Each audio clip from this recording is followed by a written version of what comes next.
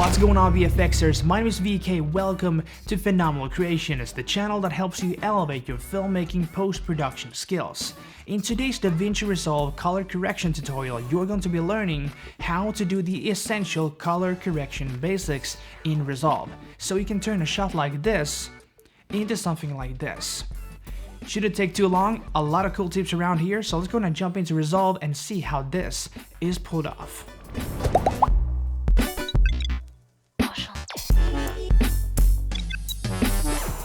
Alright guys, welcome inside Davinci Resolve 16. Today we are going to be taking a look on the essential skills when it comes to basic color correction of this type of headshot footage. But these tools and techniques apply to pretty much any type of footage you work with.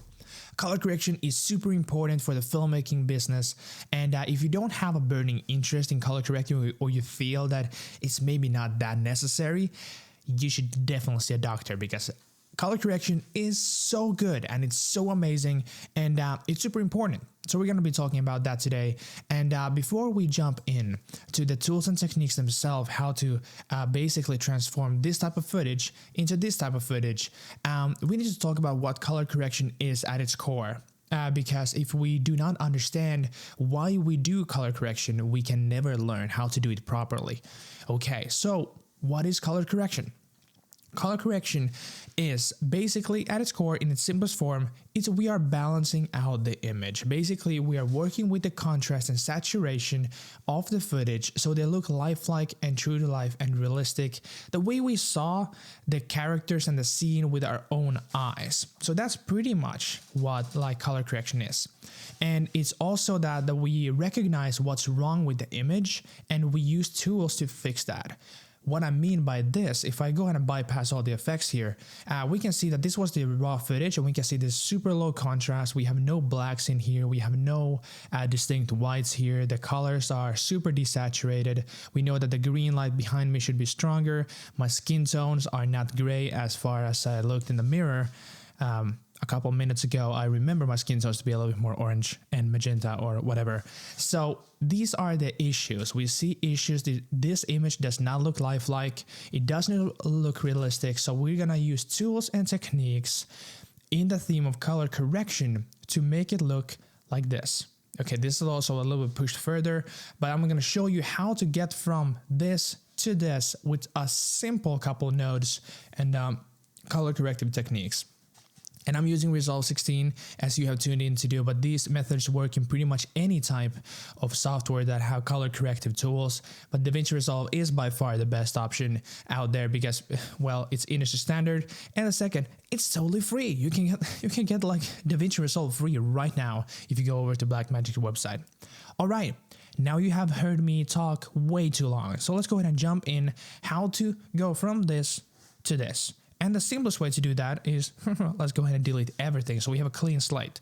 I'm going to go ahead and add a new node, just basically that when you select a clip in Resolve and you go to the color panel here, then this is pretty much what you see. You will see the clip and it's connected to the input and the output of the entire color timeline, you could say. Okay, so the first thing we gotta do is we're gonna go ahead and balance out the contrast. So we're trying to find that we know that the shirt should be black, the mic stand should be black, the chair should be white, and we just want to give some contrast to this. And we have a really nice visible or visual element tool that will help us do this. That is called video scopes. We can see video scopes here at the right side of the screen here. If you don't see it, you probably have to click on this button over here or change this parade. If you have it on waveform, change it to parade so we can see all the colors and in the entire grayscale spectrum, or at this point the RGB spectrum.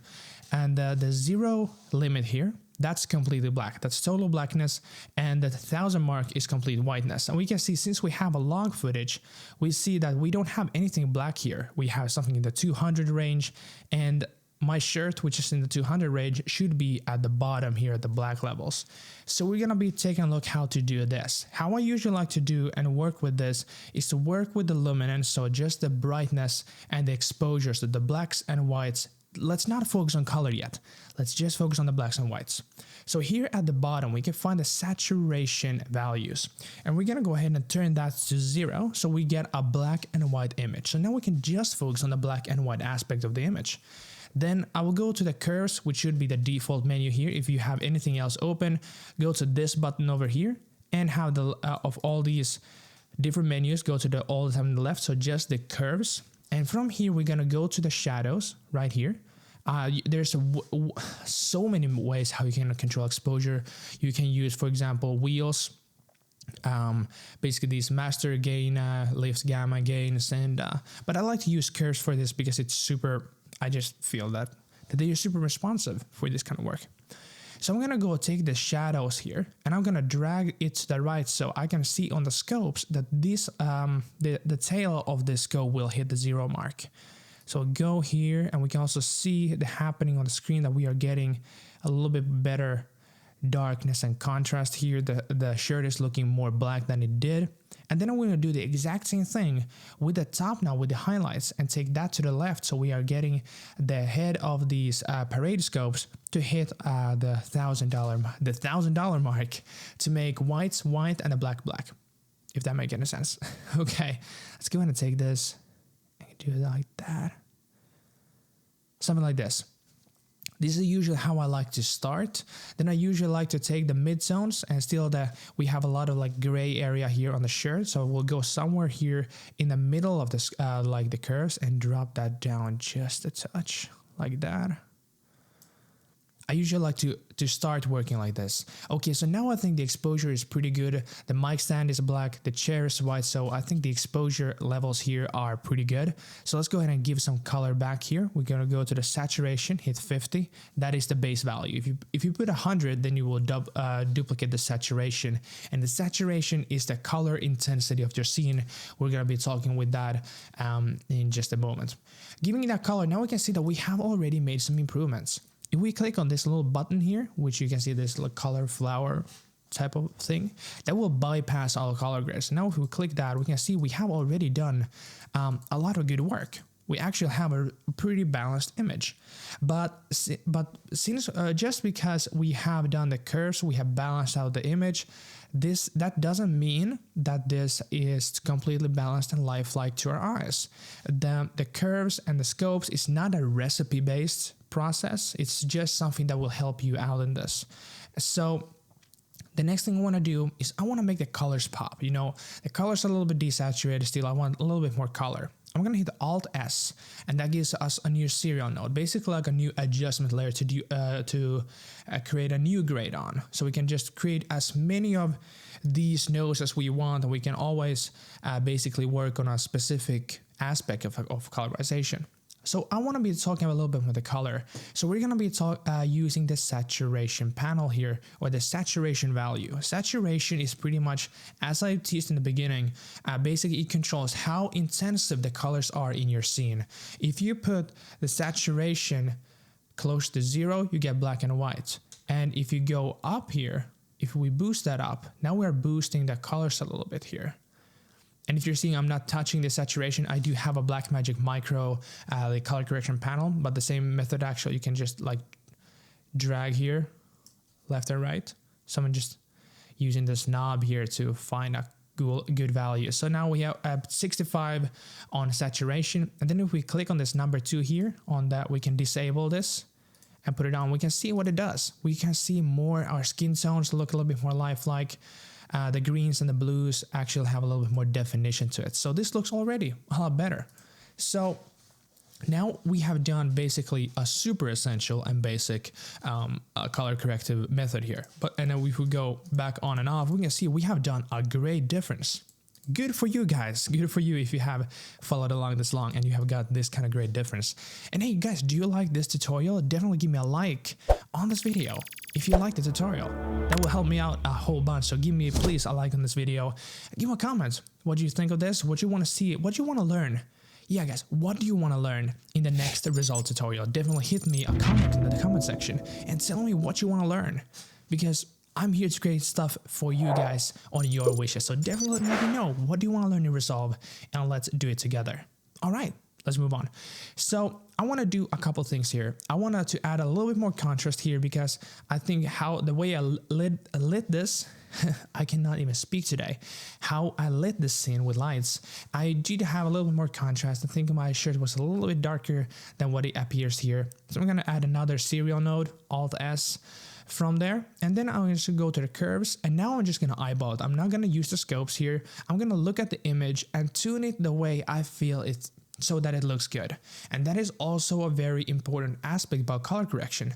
You're correcting it so it looks good to you and to your eyes. If it looks good, then you don't have to correct it anymore. All right, so I'm just gonna go here to the midtones and a little bit drag this down, just add a touch of a bit contrast. And in these types of things, less is usually more. I don't have to go and add a super much contrast because that doesn't look realistic. Just a touch so it strengthens the skin tones a little bit. And then I maybe do a little highlights here. Awesome. That looks pretty cool.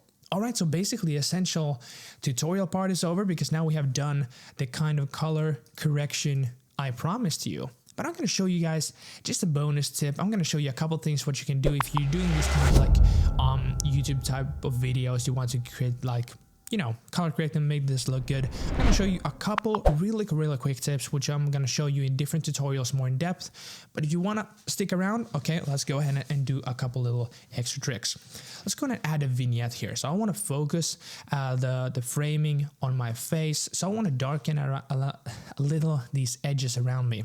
So I'm going to go to this panel where it's called Power Windows. Basically, we're creating predetermined masks for a scene, and I'm choosing the circular power window and just gonna draw like a circle around somewhere around my face. I'm gonna grab this orange or this reddish little ball to add like a feathering, like a softening. I can also control it from here, and then I'm gonna position this close to my face, and then I'm gonna invert this because we can see in this little preview window now it has selected my face. So any changes I do, if I go to the curves here and change here, it will darken that area on this image, and that's not what we want. We want to reverse this. So we go into the power window and click on this little reverse mask button. Boom, now we can see on this little preview here that it has reversed that.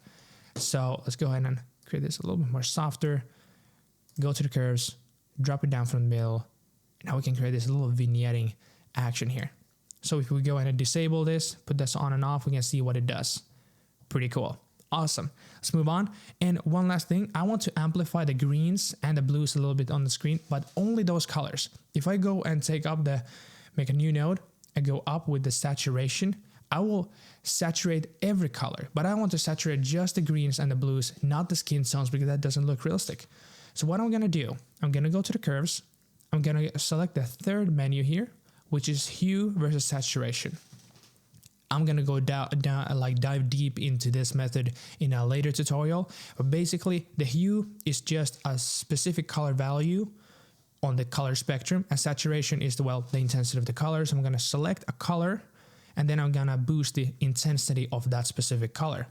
For example, if I take with the mouse or the cursor, automatically becomes this picker tool. I'm gonna take this green color. You can see it selects this green.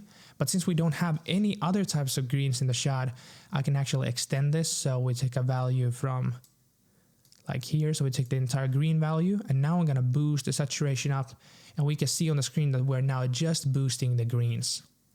Now we can do the same thing with the blues.